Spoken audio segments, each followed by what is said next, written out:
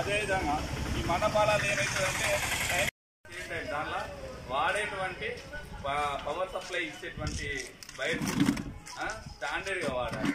Electric shock వస్తుంటుంది. లేదంటే ఇనుప పోల్స్ పెట్టుకుంటాం మనం జనరల్గా. ఇనుప పైపులు పెట్టుకుంటాం, రేకులు వేస్తాము, ఇనుప రేకులు వేస్తాము.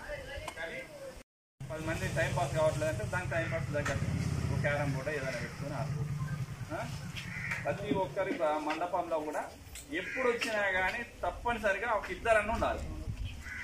లేదండి నేను చూసిన పైనసారి అది పెట్టేస్తారు, అలా కుక్కలు పడుకుంటాయి. అలా కుక్కలు పడుకుంటాయి. కుక్కల కోసం కాదు కదా మనం పెట్టింది. రౌండ్ ది క్లాక్ ఇద్దరన్నా కనీసం ఉండే తట్టుకుంటేనే పెట్టారు. ఇక పెడుతున్నాం కదా, ఆడ పెట్టేస్తాము, వేసేస్తాము. చేసేసి పూజ అయినంతసేపు 100 మంది ఉండాలి. పూజ అయిపోయినాక ఎటోడంటే వెళ్ళిపోవాలి.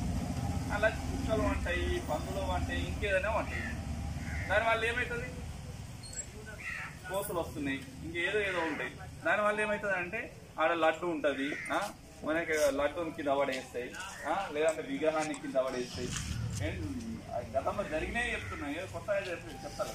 నేను పేరుసారి తిరిగి చూస్తాను కదా, కొన్ని గల్లి మ్యాక్సిమం అన్నింటిలో అంతే. మెజారిటీ 50-60% ఇట్లలో కూడా మస్తు ఎవరు ఉండదు. కాబట్టి అట్లా జరగకుండా మంచి కరెక్ట్గా వాడాలని చెప్పేసి, అదేవిధంగా మనం పెట్టుకున్న దగ్గర చిన్నపిల్లలు ఉంటారు, లేదంటే హార్ట్ ఫెయిల్యూర్, హార్ట్ అటాక్ వచ్చిన వాళ్ళు, లేదంటే వచ్చే అవకాశం ఉన్న వాళ్ళు ఉంటారు. కాబట్టి కొద్దిగా మన సౌండ్ సిస్టమ్తో ఇద్దరు వాళ్ళకి ఇబ్బంది పెట్టాలి అంటే దాన్ని ఆడ పెట్టేసి ఆన్ చేసేసి మనం అందరం ఊర్లో తిరగడానికి ఫోన్కి కాదు కదా.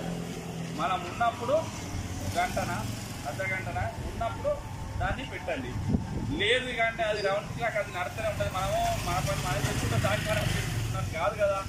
దానివల్ల అయ్యేటోళ్ళకు ప్రతి ఒక్కరు కూడా పోలీస్ స్టేషన్లో సబ్మిట్ చేయాలని చెప్పేసి చెప్పడం జరిగింది.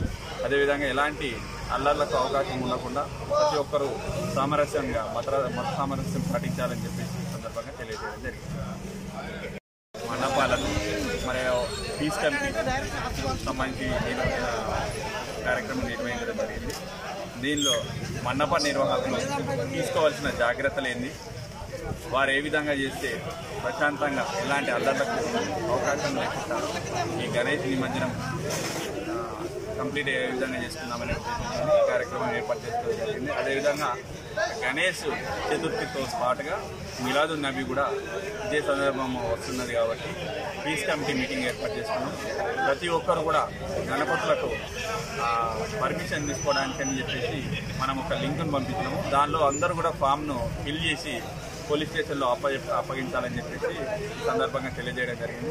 ప్రతి ఒక్కరు అది నింపినట్లయితే మేము పోలీసు వారి తరఫు నుంచి కావాల్సినటువంటి బందోబస్తు కావచ్చు, లేదంటే నిమజ్జనం సందర్భంలో బందోబస్తు కావచ్చు, అదేవిధంగా రోజు వాటిని చెక్ చేయడం ఇలాంటి